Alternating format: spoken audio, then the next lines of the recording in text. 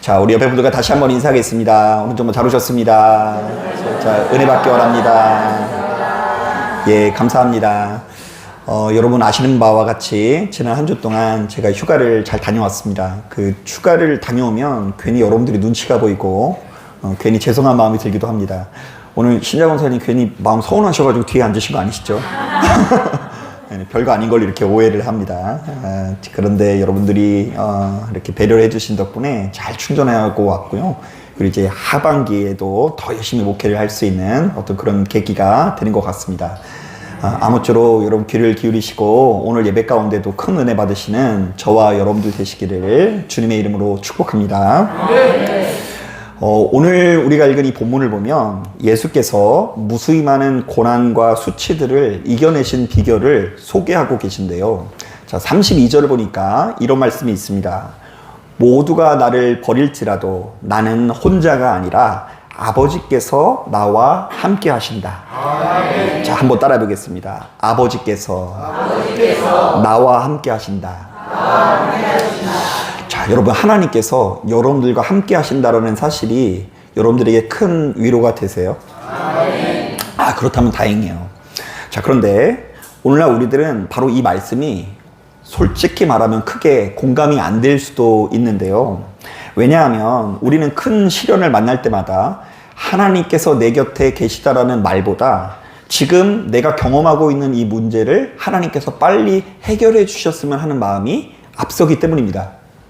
자, 그러니까 하나님께서 함께 하신다라는 말은 미사억으로서는 좋게 느껴질지 모르겠지만 공감이 되지 않을 때가 많고요.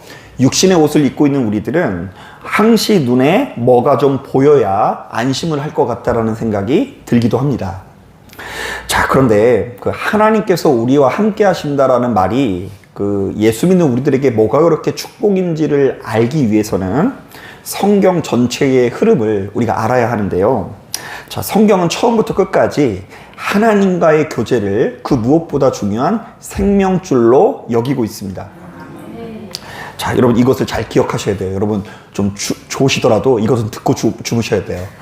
뭐라고 되어 있냐면 성경은 처음부터 끝까지 그 우리가 뭐 얼마나 형편이 좋아지고 이런 것들은 별로 관심이 없고요. 하나님과 교제하는 것을 그 무엇보다 중요한 생명줄로 여기고 있어요.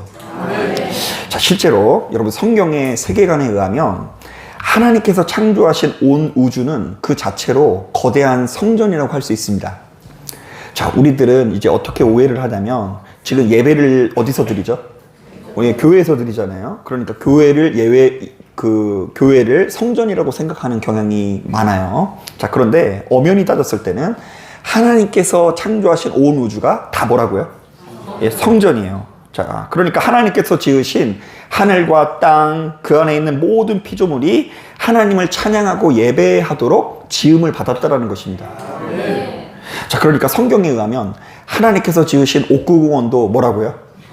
성전이에요. 거기 가서 여러분 홍도야 울지 마라 이런 노래 부르면 안 됩니다. 거기서 이제 찬양을 해야 되고요.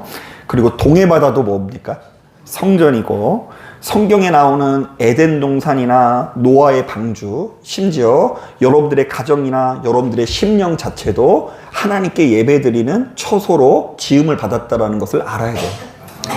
그래서 제가 언젠가 한번 말씀을 전한 적이 있는데 그 요새 최신 이 성경학자들에 의하면 그 에덴 동산의 그 구조 자체가 그 이스라엘의 그 예루살렘 성전이랑 굉장히 비슷한 구조로 묘사되고 있다라고 이야기를 하더라고요. 그러니까 이제 에덴 동산도 하나님께 예배드리는 뭐라고요? 성전이고, 노아의 방주도 사실은 하나님께 예배드리는 뭐라고요? 성전이에요. 자, 하지만 우리 인간의 죄와 허물로 인해서 우리 안에 있는 악한 기질로 인해서 세상에 이 성전이 성전된 기능을 못하니까 하나님께서는 다양한 선지자를 보내셔서 다시금 성전을 재건하길 원하시는데요. 자, 이를테면 이렇게 해석해 볼 수 있어요. 여러분 아브라함 이야기 아세요? 그런데 아브라함이 사실은 그 가나안 땅이라는 곳에 약속의 땅에 파견이 되죠. 자, 여러분 그곳에 가서 이 아브라함이 뭘 하기 위해서 부름을 받은 거예요? 땅 부자 되기 위해서 부름을 받은 거라고 알고 있죠. 자, 그런데 그곳에 가서 이 아브라함이 제일 먼저 한 게 제단을 쌓고 제사를 드리게 하나님께서 하시고요. 그리고 금요일날 우리가 말씀을 보았는데 그곳에서 바로 여호와의 법도를 지키게끔 하나님께서 요구하시는 것을 볼 수 있습니다. 자, 그러니까 아브라함은 땅 부자가 되기 위해서 그곳에 부름을 받은 것이 아니라 그곳에 가서 예배 드리도록 하기 위해서 하나님께 부름을 받은 겁니다.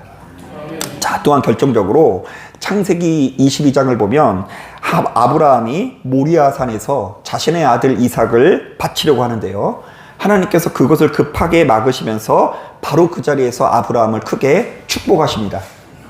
자, 그러니까 이것 자체가 회복된 성전의 원형이라고 볼 수 있는데요. 아브라함은 더 이상 하나님과 끊어진 존재가 아니라 하나님과 아브라함이 어떻게 됐다고요? 예, 연결된 존재로 거듭나게 된 거죠. 자, 그런데 놀라운 것은 먼 훗날 바로 이 모리아산에 솔로몬이 성전을 건축하고요. 그리고 바로 더 나아가서는 예수께서 그곳에서 십자가에 못 박혀 돌아가시게 됩니다. 자, 즉 아브라함이 자기에게 하나밖에 없는 아들을 바치려고 했던 그 장소에서 하나님께서는 사랑하는 아들을 화목제물로 삼으신 것이죠. 자, 이것 자체가 여러분 굉장히 중요한 메시지가 되는데요. 자, 여러분 이왕이면 여러분 이 신을 믿대요. 어떤 신을 믿고 싶으세요? 자기의 기쁨을 위해서 여러분들의 자녀를 바치라고 하는 신을 믿고 싶으세요? 아니면 우리를 위해서 자기 자녀를 바치는 신을 믿고 싶으세요? 둘 다 무서워요? 그런데 여러분 이것 자체가 고대 근동사회에서 굉장히 설득력 있는 메시지가 됩니다.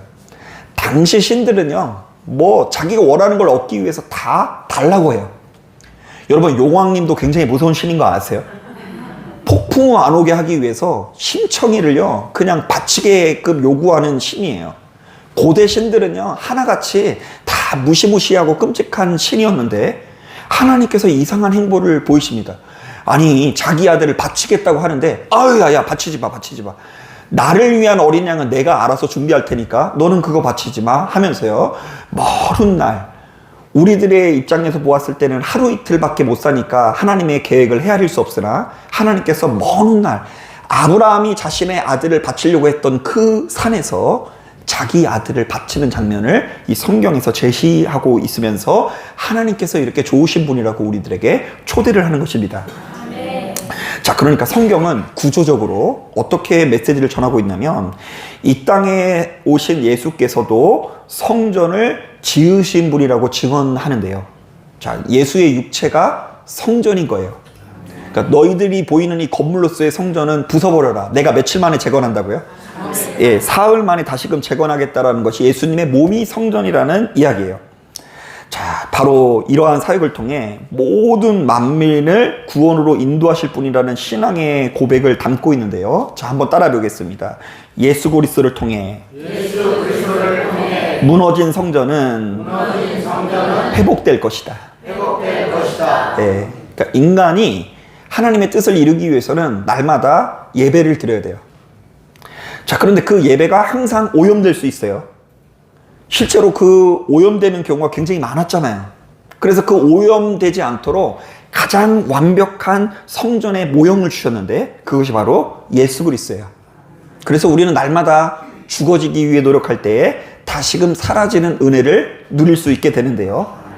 그래서 마태복음에서는 바로 이렇듯 완전히 재건된 성전을 천국이라 부르고요.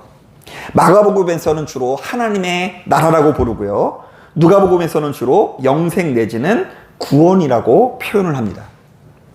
자, 여러분 너무 어려운 말인 것 같아요. 지금 여러분들 동공이 축소되고. 자, 그런데 여기까지의 메시지에 힘입어서 조금 더 가보자면 요한복음에서는 한 걸음 더 나아가 우리들에게 이렇게 얘기합니다. 자, 지금까지 이 성전은 하나님께서 머무시는 장소였거든요. 자, 성막이든 성전이든 하나님을 만나려면 어디로 가야 됐어요? 성전에 가야 됐어요. 그런데 요한복음은 이제 성전은 건물이 아니라 예수 그리스도라는 것을 좀 더 분명히 하시고요. 바로 이 지점에서 너무나 놀라운 언약의 메시지를 건네시는데요. 자, 우리 다 같이 26절, 27절 말씀 천천히 한번 읽어보겠습니다. 26절, 27절 시작. 그날에 너희가 내 이름으로 구할 것이요 내가 너희를 위하여 아버지께 구하겠다 하는 말이 아니니 이는 너희가 나를 사랑하고 또 내가 하나님께로부터 온 줄 믿었으므로 아버지께서 친히 너희를 사랑하심이라. 자, 여기서 중요한 건 뭐냐면 내가 너희를 위해서 아버지께 구하겠다는 게 아니라 너희 스스로 내 이름으로 구하는 날이 올 것이다. 이렇게 표현되어 있고요. 이제는 아버지께서 친히 너희를 어떻게 하신다고요? 사랑하실 거라고 얘기해요. 여러분, 제가 수차례 말씀드렸지만 당시 사람들은 하나님의 사랑이 언제나 제사장이나 성전을 거쳐서 온다라고 생각을 했어요. 자, 그런데 이제는 아버지께서 친히 사랑하시겠다고 하는데요. 이것 자체가 크게 세 가지의 메시지를 담고 있습니다. 첫째, 너희는 하나님과 교제하는 데 있어서 더 이상 제사장이나 성전으로 인해서 방해받지 않을 것이다. 자, 그러니까 여러분, 당시에는 하나님을 만나려면 반드시 제사장을 거쳐야 됐는데요. 이게 굉장히 불편한 일인데요. 제사장이 살아있으면 하나님과 교제하는 데 지장이 없지만 제사장이 부패를 하면 하나님과 연결되는 통로가 완전히 막혀버리게 되잖아요.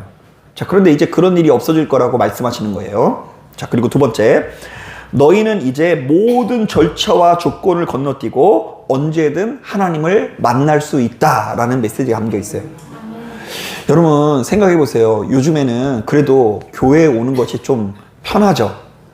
비교적 가깝잖아요. 장모님 미안해요. 그런데 멀어도 옛날처럼 멀진 않아요. 예루살렘 성전은요, 일생에 한 번 가면은 많이 간 거예요. 서민들 입장에서는 너무 멀어요. 걸어서 가야 돼요. 좀 부자인 사람들만 낙이 타고 가는 거리입니다. 이 성전에 가는 것 자체가 쉽지가 않고요. 흠없는 짐승에 무슨 이렇게 피부병 이런 거 있으면 안 돼요. 하나님이 안 받으신대. 그래서 흠없는 짐승을 준비해서 먼 길을 걸어서 예루살렘 성전까지 올라가야 했고요. 또한 그곳에 도착해서도 제사장이 그냥 안 만나줘요. 정결 예식이라고 해서요, 물로 해가지고 이 곳곳을 깨끗하게 할 때에 이 제사장이 그렇게 준비된 사람들과 만들어서 그런 상태에서 어렵게 하나님께 예배드리는 길이 열렸어요. 자, 그런데 이제는 그 모든 절차를 뛰어넘고 언제 어디서든 하나님과 교제할 수 있는 길이 우리에게 열렸다라는 것이죠. 자, 그리고 여기에는 이런 메시지가 담겨 있어요. 너희는 어떤 상황과 형편에서도 차별당하지 않고 이전과는 비교할 수 없을 정도로 더 큰 사랑을 얻게 될 것이다. 자, 당시만 하더라도 성전에는 아무나 들어갈 수 없었어요. 이방인은 이방인의 뜰이라는 곳에까지만 머물 수 있었고요. 여자는 여자의 뜰까지만 머물 수밖에 없었고요. 심지어 하나님께서 거하신다라고 알려져 있는 지성소에는 그 대제사장이 1년에 한 번씩 들어갈 수 있었던 것입니다. 자, 그러니까 신분과 성별에 따라 하나님께 나아가는 거리가 다 달랐어요. 자, 그러니까 남자들은 하나님께 더 많이 갈 수 있고요. 그 여자들은 어떻게 해요? 하나님께 다가가지 못하고 저 끄트머리에서 그 하나님의 얼굴을 그냥 볼 수는 없고 그냥 하나님의 그 숨결을 느끼기 위해서 그 근처에서 얼쩡거린 거예요. 그런데 이제는 그 모든 담이 무너지고 누구든지 예수 안에서 아버지께 똑같이 나아갈 수 있는 길이 열리게 된 것입니다. 자, 심지어 오늘 본문 32절을 보십시오. 자, 이 말씀이 오늘날 우리들에게는 다가오지 않지만 당시 시대에게는 굉장히 파격적인 말인데요. 자, 예수께서는 모든 제자가 자기를 버리고 흩어질 것을 알고 계셨죠. 여러분, 이거요, 당시 사람들이 보았을 때는 하나님께 버림받은 상태고 하나님께 나아갈 수 없는 부정한 상태예요. 자, 여러분, 오늘날 이 교회들도 가끔씩 그런 정서가 있는데요. 믿음이 좋은 사람은 암에 걸리면 안 된다면서요. 암에 걸리면 막 묘하게 숨겨가지고 교회를 떠나야 되는 경우가 많았어요. 왜냐하면은 예수 믿는 사람들을 잘 풀려야지. 그러니까 나쁜 일이 일어나면은 그 사람은 하나님이 한 대 치셨다 그래가지고 교회 장로님들에게 뭐 사고 있으면 그거 묘하게 숨겨가지고 이사가고 막 그랬었어요, 옛날에. 제가 너무 공상강 얘기를 하는 것처럼 모르겠는데 진짜로 그랬어요, 옛날에. 그 옛날에 장로님들은 그 교회에서 가장 큰 부자고 자녀들마다 다 막 서울대 가고 이런 사람들만 장로 돼야지, 우리보다 훨씬 더 못 사는 사람이 장로가 되면 깜보고요. 저 사람은 믿음이 별로 안 좋네 하면서 그렇게 하기 일쑤였는데요. 자, 그러니까 지금 예수님의 상황이 그런 상황일 수 있어요. 모든 사람들에게 버림을 당하고 심지어 3년간 동고동락하는 제자들에게조차 버림당하는 사람 따를 수 있다 없다? 없다. 하나님의 사람이 아니다. 자, 그런데 이런 상황 가운데 예수께서는 이렇게 말씀하십니다. 나는 혼자가 있는 것이 아니라 아버지께서 그럼에도 불구하고 나와 함께 계시느니라. 모두가 떠나서 나는 홀로 남았을지라도 아버지와 나의 교제는 끊어지지 않아서 지금 이 상태에서 가장 강력한 성전이 완성되어 있다. 자, 그리고 이를 바탕으로 우리에게 이렇게 선언합니다. 자, 한번 따라해 보겠습니다. 세상에서는 너희가 환난을 당하나 담대하라. 나도 세상을 이기었느니라. 자, 그러니까 성도가 세상을 이긴다라는 것은 우리가 예수를 믿게 되었으니 이제부터 환난이 사라진다라는 의미가 아닙니다. 자, 세상과 싸워 세상을 굴복시킨다라는 의미도 아닙니다. 여전히 우리에겐 뭐가 찾아온다고요? 환난이 찾아올 수 있어요. 다만 예수 믿는 우리들은 가진 것을 모조리 다 빼앗기고 홀로 남은 것 같아도 창세기부터 시작되어져 있는 이 성전의 영광, 곧 아버지 하나님과의 교제가 끊어지지 않는 영광을 누리게 되는 것을 의미합니다. 자, 하나님과 우리 사이가 끊어지는 것이 악한 거고요. 하나님과 우리 사이가 연결되는 것이 정말로 선한 것이라고 우리들에게 제시하는 거예요. 자, 그런데 놀라운 것은 바로 이 교제의 길이 지금 우리에게 열려 있어요, 닫혀 있어요? 열려 있어요. 예수께서 친히 성전 되어주신 덕분에 아버지께 직접 나아가는 길이 여러분들에게 열렸고, 예수께서 세상을 이기신 그 비결이 우리의 것이 되었으니 우리도 역시 무수히 많은 환난을 당하나 세상을 이길 수 있게 된다는 것이죠. 자, 물론 지금 제가 전하고 있는 이야기는 하나님께서 살아계신지 잘 모르겠고 예수께서 죽었다 살아나셨다는 것을 도무지 믿지 못하는 분에게는 큰 도움이 되지 않을 수 있습니다. 솔직히 말하면 오늘 본문에 나오는 메시지는 예수를 하나님의 아들로 인정하고 그분과의 교제를 삶으로 경험한 사람에게 비로소 힘이 되는 이야기입니다. 자, 여러분, 우리가 아셔야 되는 게 뭐냐면요, 어떤 면에서 이 성경의 세계관 자체가 하나님의 부재를 조금도 논하고 있지 않아요. 자, 앞서 언급한 대로 성경은 첫 장부터 온 우주를 하나님께서 무엇으로 창조하셨다고요? 예, 말씀으로 성전으로 창조하신 거예요. 예, 그러니까 오늘날 우리들은 좀 복잡해요. 뭐 갑자기 막 우주 폭발을 통해서 없던 물질이 생기고 뭐 이런 과정을 통해서 이 세상이 창조했다라는 세계관을 가지고 있어요. 자, 그런데 이 성경의 세계관은 그 시작부터 하나님이 존재한다, 존재하지 않는다? 존재한다라는 전제하에 쓰여진 책이에요. 온 우주를 하나님께서 거하시는 성전으로 창조하셨다. 하늘도 하나님께서 거하시는 처소고, 땅도 하나님께서 거하시는 처소고, 이 땅에 있는 모든 피조물도 누구의 형상대로 창조되었다고요? 하나님의 형상대로 창조되었다는 것이 성경의 세계관이에요. 자, 그러니까 이것은 뭐 굳이 뭐 우리가 논쟁하고 자시고 할 필요가 없는 거예요. 이것은 그냥 성경이 말하는 가장 중요한 핵심 가치관인데요. 성경이 말하는 가장 큰 비극은 하나님과의 관계가 끊어진 겁니다. 그리고 성경이 말하는 가장 큰 축복은 하나님과의 관계가 더욱 굳건해져서 언제 어디서든 하나님과 교제할 수 있는 끈이 이어지는 것이 축복인 거예요. 자, 그런데 여러분, 저는 목회를 하면 할수록 이것이 그저 성경에 나오는 신화 같은 이야기가 아니라 우리 인생에서 그 무엇보다 중요한 가치라는 것을 실감하게 되는데요. 자, 이른바 하나님 없는 삶은 아무리 많은 것을 가져도 결국 혼자인 삶이라는 것입니다. 자, 곁에 사람이 많아도 손에 쥔 것이 넉넉해도 결정적인 순간마다 홀로 모든 것을 감당할 수밖에 없는 것이죠. 한번 따라해 보겠습니다. 하나님 없는 삶은 언제나 혼자인 삶인 경우가 많다. 네. 더 행복해지기 위해서 결혼을 했는데 이놈의 남편이 내 마음을 알아줘요, 몰라줘요? 네. 그러니까 그 비밀을 하셔야 되는 옆에 듣고 계신데 그냥 몰라줘요. 그래가지고 막 이 10달 동안 이 아이를 품어가지고 이 아이를 낳았어요. 근데 이 아이가 나의 마음을 알아줘요, 몰라줘요? 몰라줘요. 그래서 하나님 없는 삶은 언제나 혼자인 경우가 많아요. 곁에 사람이 있고 없고의 문제가 아니에요. 사람이 있든 없든 나는 혼자인 거예요. 그런데 하나님 있는 인생은 이 세상이 모든 사람들이 내 마음을 몰라준다고 하더라도 그분께서는 나의 마음을 알아준다, 몰라준다? 알아준다라는 이상한 고백을 가지고 있어요. 하나님만이 나의 신실한 친구다라고 이야기하고, 아니 그러니까 세상 사람들이 보면 이해가 안 되는 거예요. 하나님이 눈에 보이지도 않는데 그 하나님이 내 마음을 알아준대. 그런 이상한 신비를 경험할 수밖에 없는 것이죠. 이게 순리예요. 자, 저는 이런 이야기를 할 때마다 항상 여러분들에게 권하는 예화가 있는데요.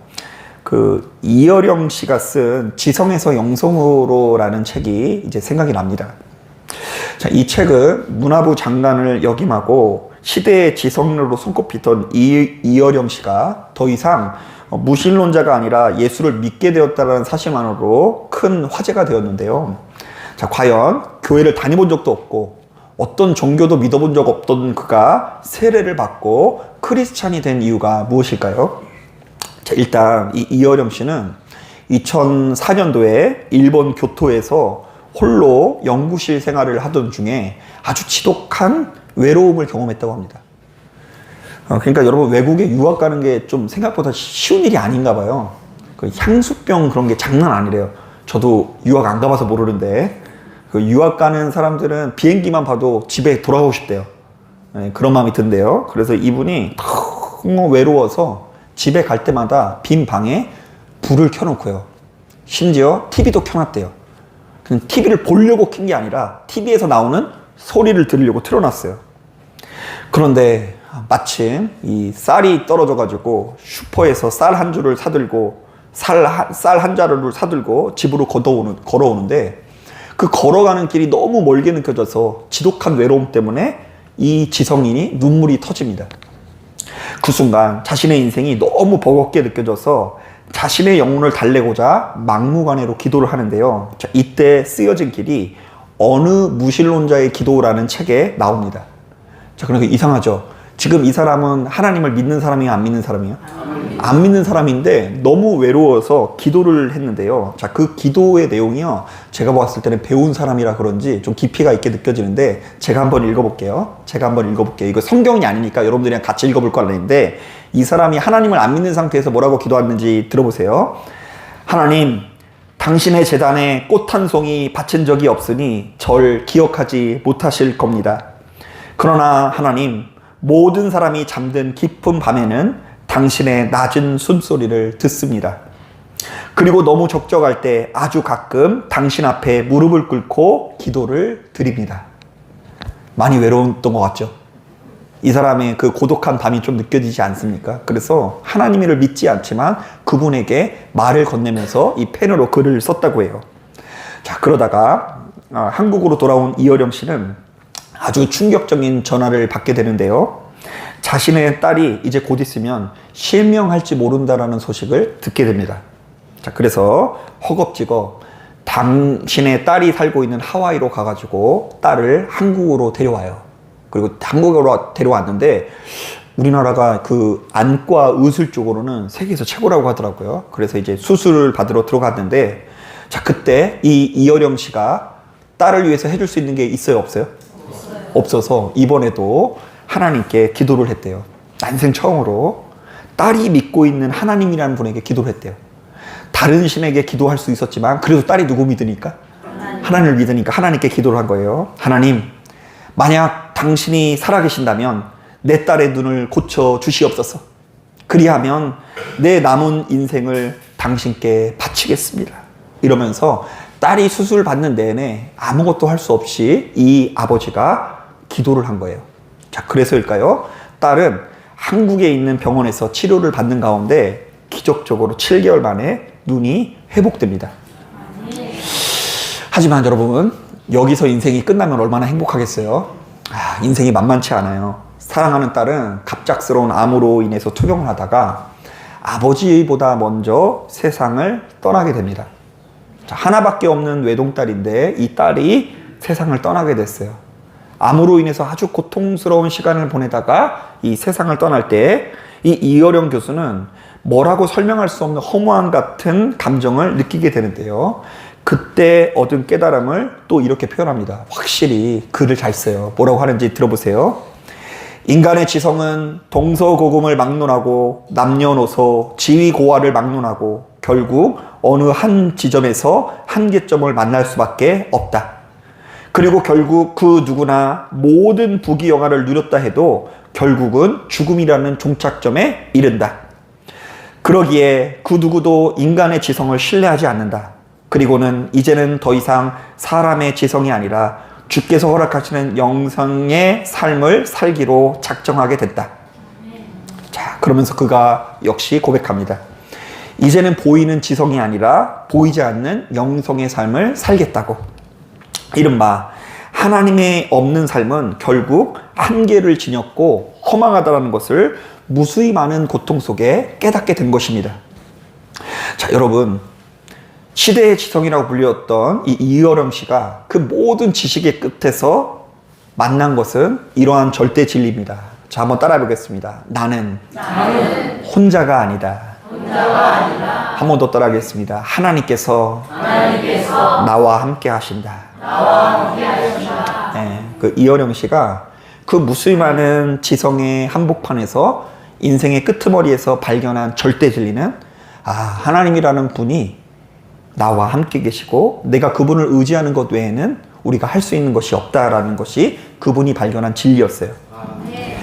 여러분, 영국에 불가지론자인 줄리언 반스라는 작가가 있습니다.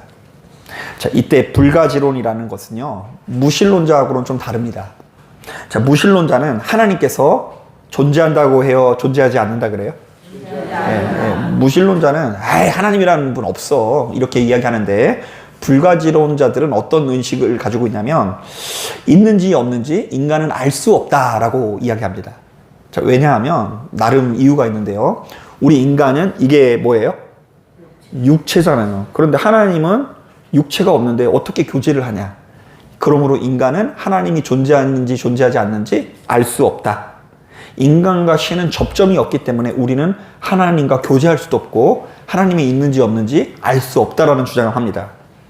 자, 그런데 여러분, 신이 없다고 생각하는 것도 외롭고 고독하다면 신이 있는지 없는지 모르겠다라는 입장도 참 힘들겠다라는 생각이 드는데요. 자, 실제로 이 반스라는 작가는요, 그 인생 끄트머리에 어떤 글을 많이 쓰냐면 죽음에 대한 두려움에 관한 글을 참 많이 씁니다.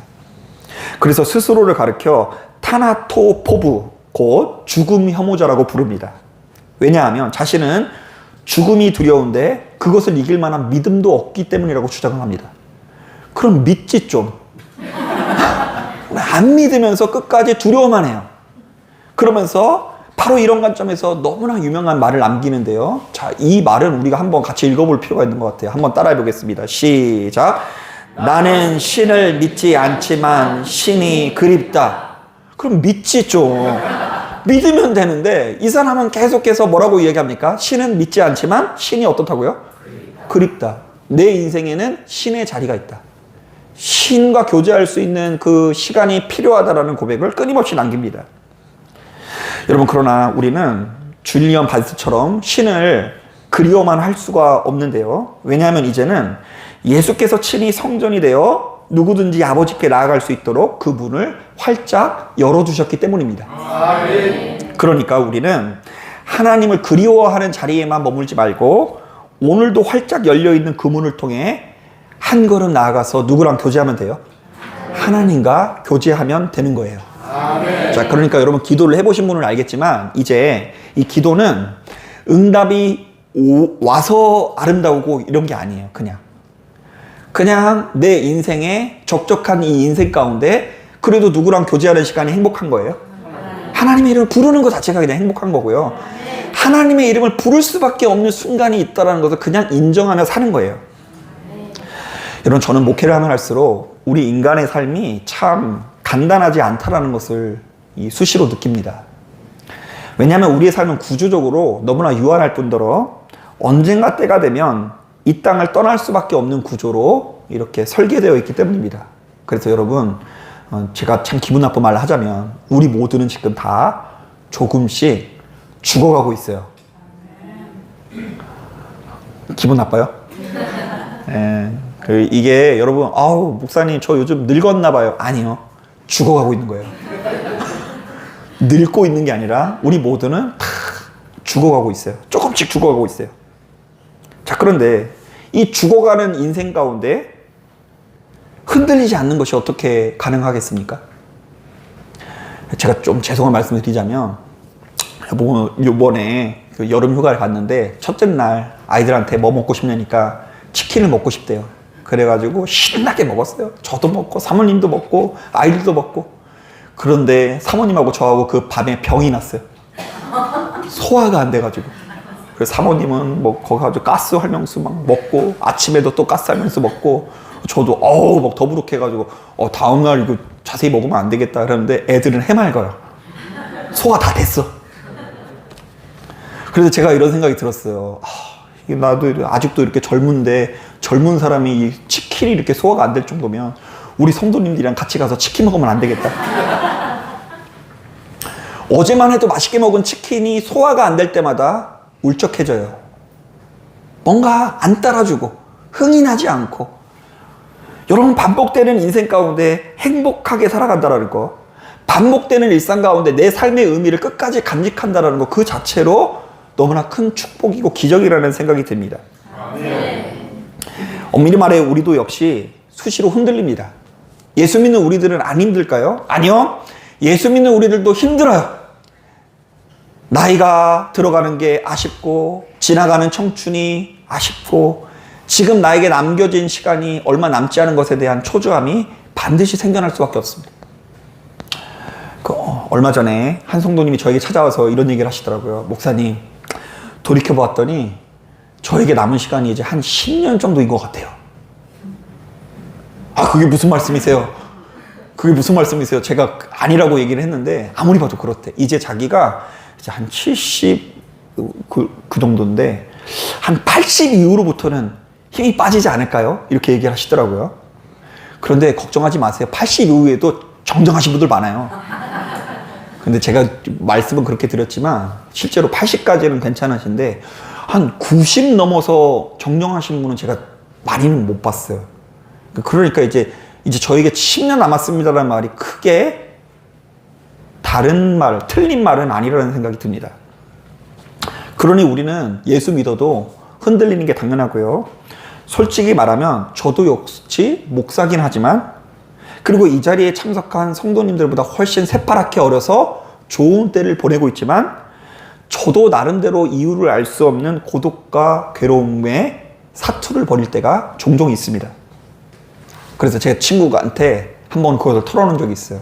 야, 요즘에 좀 고독하다.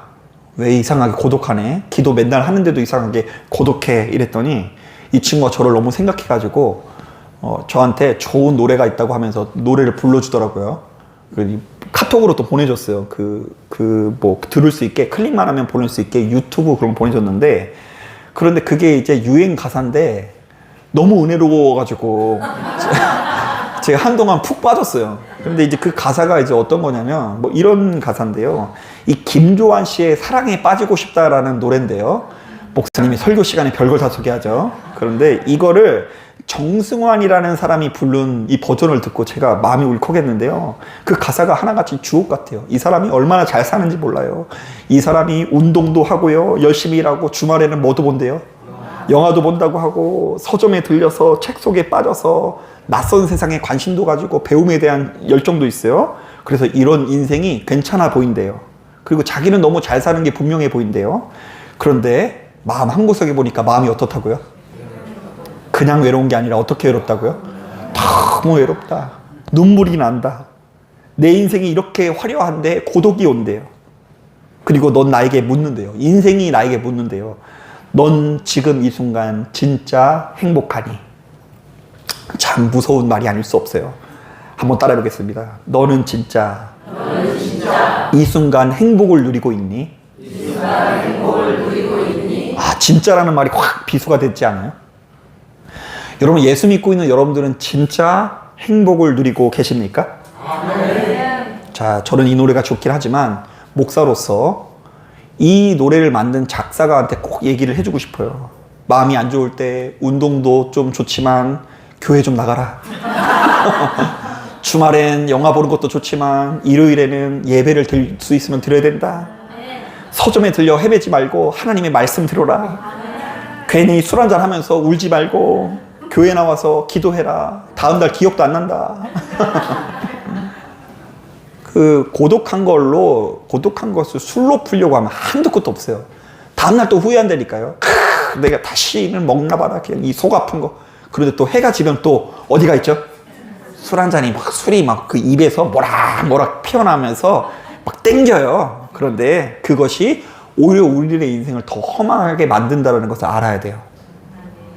자, 그 순간 우리에게 필요한 사실은 여러분 믿을지 모르겠지만 절대 진리.